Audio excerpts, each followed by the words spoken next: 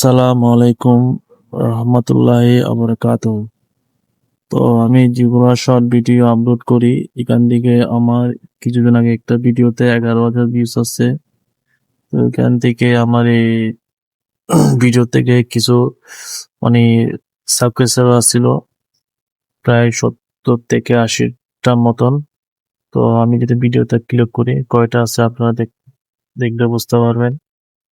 79টা 79টা subscriber আছে এই video থেকে, ঠিক আছে। তারপর 11,700 ভিউজ আছে। তো এটা হচ্ছে আমার প্রথম ভিডিও, শর্ট ভিডিও থেকে এটা আসছিল, ঠিক আছে।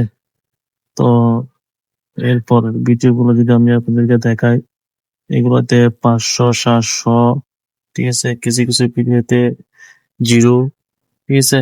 ওখানে কিছু ভিডিওতে 1,000, 1100, ঠিক আছে, এরকম ভিউজ আসছে, ঠিক আছে।